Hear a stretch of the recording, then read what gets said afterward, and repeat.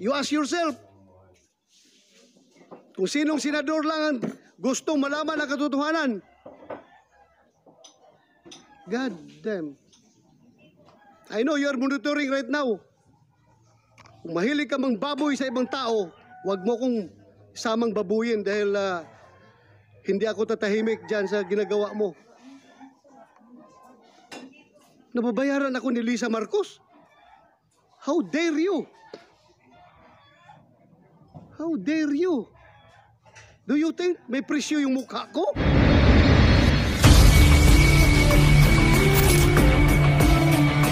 Harlika, gusto ko siyang idemanda. Kasi nga, ngayon, pati ako nadadamay dito sa lintik na dokumento na yan. Nandyan sa opisina, nananahimik ko ako sa mahigit 10 taon. Nilabas nila yan. Ngayon, bakit ako sumulat? Teka muna, wala akong kinalaman dyan. Sumulat po ako kay Director General Lasso. Talagang sinabi ko po sa kanya, magmula nung sabihan po ako, nung April 2, nanlamig po ako talaga nung makita ko. Kaya, ang ano ko doon sa sa pamilya ko na ang pasya po namin, mag-anak, ipaalam sa PIDEA. Ito po yung sulat, oh. Sinulatan ko po si General Lasso. Bakit po susulatan si General Lasso? Furnish a copy to my office. Yes, sir. Yung sulat mo kay General Lasso. Pati po yung office of the President. Ang problema lang, ito late lang namin natanggap, late lang dumating sa aking attention dahil nga naka-break ang Senado nung time na yan. So, totoo yan. I confirm, nakarating yan sa opisina ko, pero late lang nabigyan ng attention dahil naka-break ang buong Senado at that time. So, General Lasso, sir. Yeah, mayroon siyang sinabi na hindi siya ang source ng papel na yan. At kung narinig ko yung sinabi rin ni Maharlika na ang source nito ay pinadala lang sa kanya sa email at pwedeng insider ng PIDEA. So in that case, kung maging totoo man yun, you are treading on a very delicate ground na may kasamahan ka dyan na ahas talaga, kung tutusin. Bakit niya nilik yung papel na yan? Kung totoo na meron, kung totoo meron. So, ikaw, dinay mo na wala talaga. Yes, Your Honor. Wala pong papel na ganyan. Ito po ang proseso sa isang ahensya gaya ng PIDEA. Ipagpalagay na lang natin na nangyari po yung interview nung March 10. Ang sabi niya kasi dito, that the undersigned was the one who personally interviewed the said confidential informant on March 10, 2012 at the IIS office in front of some IIS personnel. Kaya po nandito sila ngayon who were present at that time. And the said interview was reduced to a sworn statement. Anyway, kung may nangyari po sanang ganun, ay as sinabi niya kanina, kinumpile niya in a folder with the confidential na cover sheet. Hindi po yan po pwedeng dumiretso kaagad sa Deputy Director General for Operations. Dadaan po muna yan dun sa team leader niya. Because at that time, he was just an assistant chief. Andito po ngayon yung chief niya noon, panahon na yon, si Director Francia. Nasaan si Francia? Is it the back, sir? Na ito, sir, dapat yung chain of custody ng documents na yon. From him to his team leader, from the team leader to, at that time, it was Director La Chica, then it reaches the DDGO. So, ang daming pagpapasahan, sir, ng papel. Bakit nawawala? Talagang mawawala kasi wala naman talagang ganun dokumento kasi. So, kayong sinasabi nyo, sir, na delikado kapag may naglilik na ganyan. Sigurado po kami, walang dokumentong ganyan. Your Honor. Hirap nito. Dali Sige. Your Honor. Yung pong sinasabi ni Director General Lasso, maganda po yun. Pero nung time nung mistanin nyo ni Asik Gadapan, hindi po ganun. Hindi po ganun. Alam po yan ng mga kasamahan ko. pagka sinabi niya, kayo IIS kayo. Hindi kayo dapat nag-ooperate. Hindi kayo dapat tanghuhuli.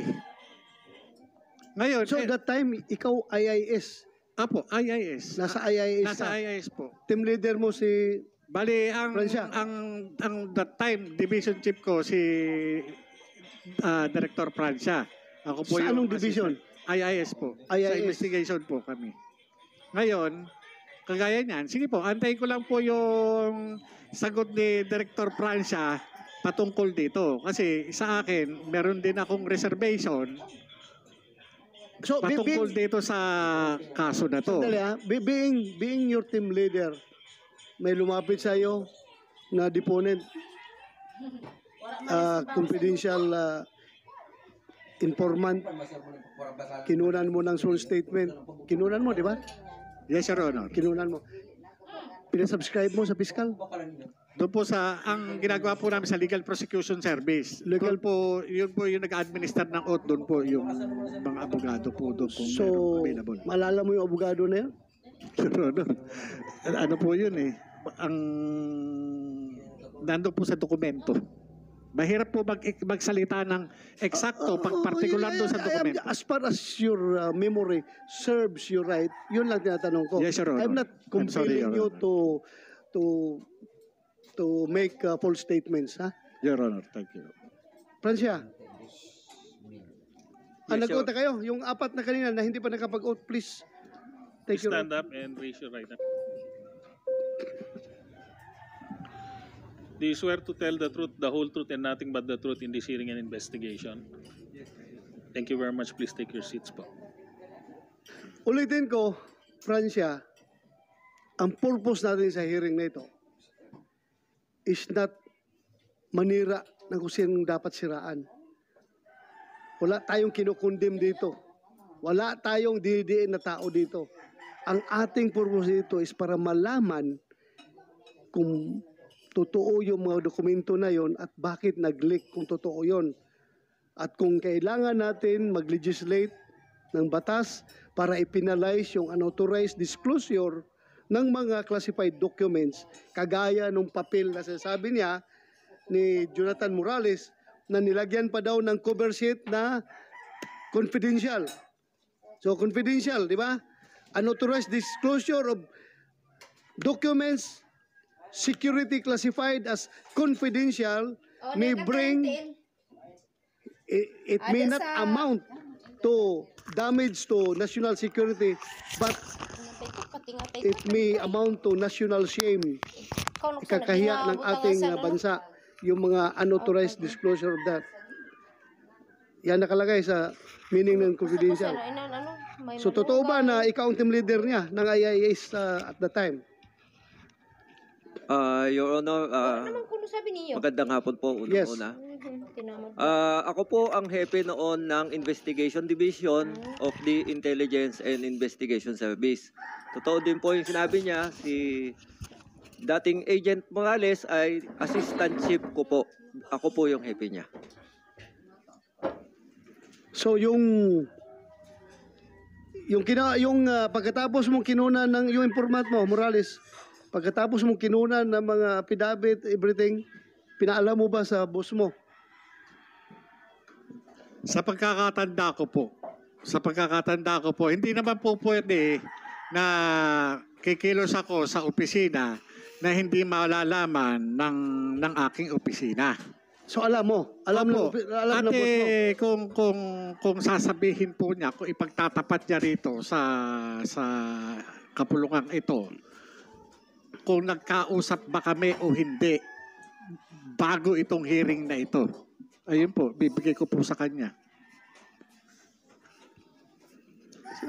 Hindi ko nakuha yung last na sinabi mo.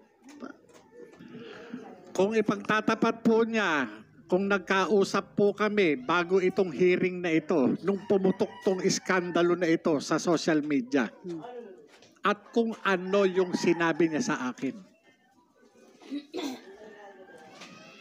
Nag-usap kayo? At may sinabi ka sa kanya? Wala po kung natatandaang nag-usap kami, pero meron po siyang ibang kausap na nandun ako, pero hindi kami talaga ang magkausap. So hindi kayo direkta nag-usap. Hindi po, sir. May isa Your siyang Honor. kausap na nandun ka. Yes, Your Honor. We did not talk directly. Ito very important dito yung ating integrity. Not only as a PDEA agent, kundi as a person. Otherwise, useless itong hearing natin dito kung magsisinungaling tayo. Yes, Remember, kinabukasan ng ating bansa ang nakasalalay dito. Kaya dapat huwag tayo magsinungaling. Aside from the fact that you have taken your oath to tell only the truth and nothing but the truth. So help me God. So klaruhin natin ito. That the same goes to you, Jonathan Morales. Ha? So anong sinabi niya? Kung mayroon ka gustong Ako na lang muna po siya magsabi. At nire-respeto ko po siya bilang dating... Hindi, sabi mo niyan, hindi daw kayo nag-usap. May kausap na ka daw ibang tao na nandun lang siya. Your Honor, sabihin ko na.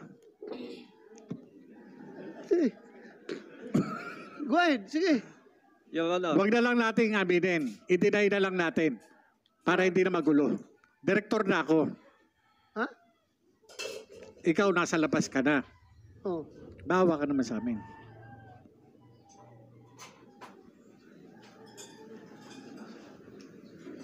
Hindi ko masyado nakuha yun Your Honor. Yes. May I, Your Honor?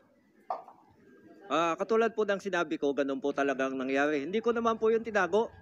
Nasabi ko po yan sa ibang mga kasamahan namin sa PDEA ngayon na may ganun. May ganun. Na Ano? indirectly ay indirectly ay parang yung nga nadinig ko yung hindi ko lang po matandaan kung sino yung sinabihan ko. Ano? Na may nangyaring ganon, na yung sinasabi niya na nagkausap kami, but indirectly po yon. Hindi ako yung kausap niya. Hindi po ako. Yun po ang totoo. May kausap lang po siyang iba. Okay. Pero ano po yun? Nasa telepono yun. It's sa your telepono word po yun. Pwede against his word. Ako, wala akong personal knowledge. I am here to set the record straight. I am here to get the truth. Kaya ko kayo pinapasalita. Mayroon akong tiwala sa inyo na sana magsabi kayo ng totoo. But anyway, Your Honor, Balik. may I, Your Honor? yes. Yun naman pong pag-uusap na yon, pwede nating sabihin immaterial. Kasi yung mga tanong nyo po sa akin nung una, naging happy ko pa, totoo naman po yun eh.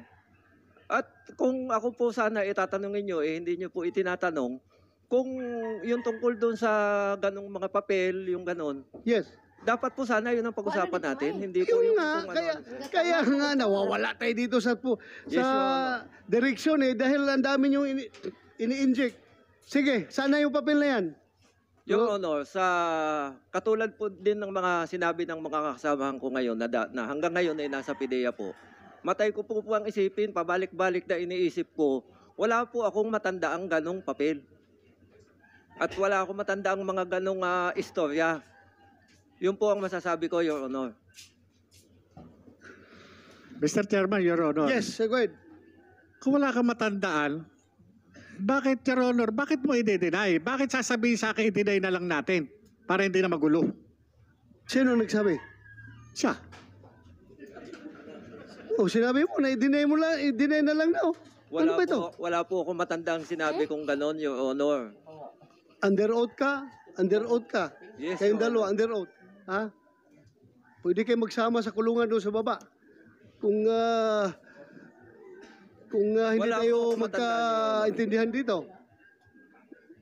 Your Honor, Yes. Mr. Chairman, ang purpose naman po nitong investigation natin, kung mamarapatin nyo, para magkaroon po tayo ng sapat na batas, para hindi na po maulit. Kung nagkaroon man po ng sa amin. Yes, you don't, Alam have, nyo, to, you don't have to remind me. Nandyan sa akin yan. I am the chairman. Alam sorry, ko, Your kaya lang, in the interest of truth and justice, lahat ng sinasabi nyo dito ay dapat totoo. Kaya ko nga kayo tinatanong at remind palagi na under oath kayo. Kaya nga, magtutulungan tayo dito. You love PDEA. Ay, wala, ini mayo ay yun. Diba? Yes, Your You Honor. love your country. Yes, Your Honor. Ikaw, you also love PDEA. And you also love your country. Yes, sir. Oh. So magtulungan tayo dito para maiwasan na itong ganitong leakage na mga classified documents. Yes, sir. Your Honor, Iniwara.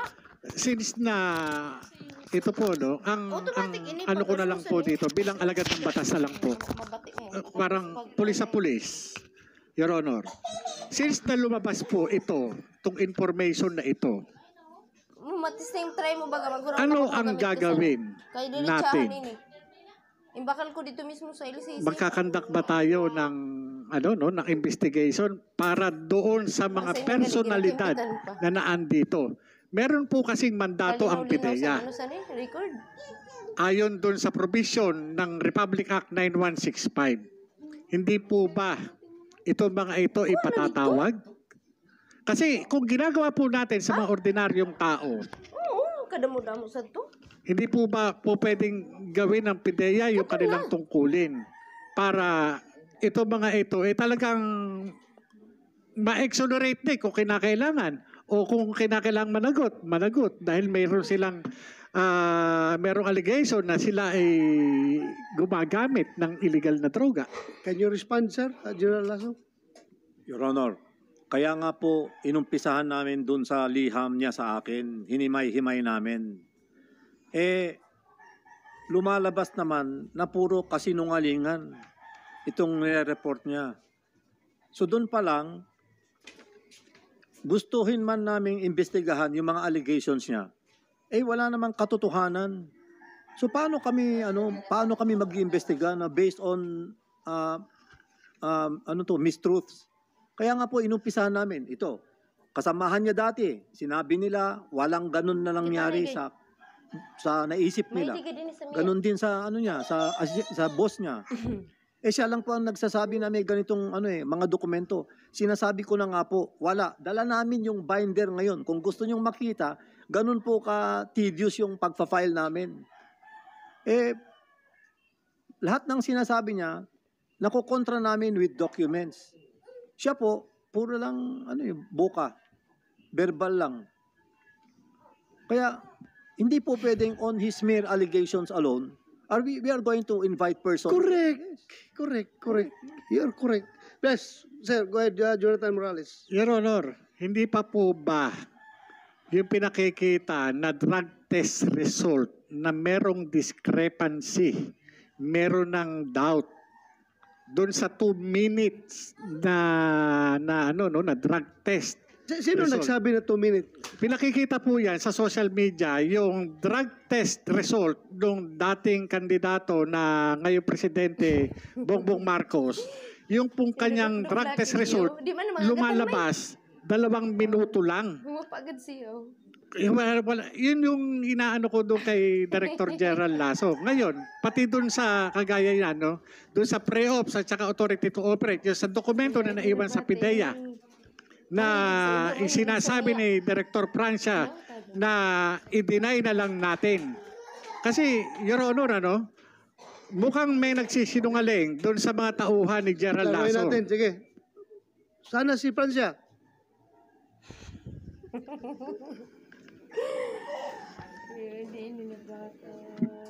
Yes, Your Honor. Sinasabi niya na kinausap mo daw siya na i-deny na lang natin. Wala po kong natatandaan ganun, Your Honor. Niya sapat na bird. Meron kayong dalawa lang ba nag-usap? Hindi po, Your Honor, may kausap po siya. O sino yung kausap niya? Your Honor, pwede ko bang i-consult po yung aming Legal and Prosecution Service? Kung magbabanggit po ako ng pangalan, baka po makabiolate po ako ng Well, you are Privacy under Act. oath here. You are under oath here. Yes, Your Honor. Kung sino yung kasama mo, tinatanong ka ng chairman, sabihin mo, isagot mo kung bakit? Meron bang binabiolate mo na batas dyan kung magsabi ka ng totoo? Sino yung kasama mo? Si Mr. Curioso po. Ha? Mr. Dave Curioso. Dave? Ang kasama ko noon, nakausap niya. Sino yan siya? Dati din pong PIDEA, wala na po ngayon. Do you confirm? Jonathan Morales? Yes, Your Honor. Kumsek, next hearing, invite, ano pangalan? Dave Curioso po. Dave Opo. Curioso. Curioso. Yes, Your Honor.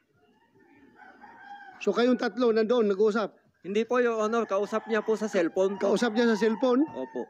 Ikaw, nasaan ka nun? Katabi po nung Dave po. Katabi ni Dave. Opo. So that's it. Gusto natin katotohanan dito. Huwag kayong matakot kung wala kayong tinatago. Kumsik? Ha? Dave? Curioso. Dating PDEA agent. Hindi po. Ano lang po siya, contractual lang po dati. Kontraktual ng PDEA. Opo, noon po. Noon. Paano? Kontraktual ng PDEA yun? Kilala mo? Yes, Your Honor. Bali, yun po yung mga dati namin mga kasama na may mga koneksyon kami sa isa't isa. Okay. Kaya yun pong kung yun yung mga hindi alam ni General Lasso na nangyayari doon sa paligid niya. Maaari sa kanya in good faith siya sa pagsasabi na talagang wala, pero yung wala meron. Kasi nga merong i-deny eh. May i-deny, may usapan na i-deny. Sandali. Opo. Adto na. Kung sinabihan ka na i-deny natin, siya mismo nagsabi o yung kausap mo na si Siya Dave? po, boses niya po Ha? yun eh. Basta deny na lang natin. Ako, dideny ko yan. Sabi niya, para hindi na lang magulo. Yun po yung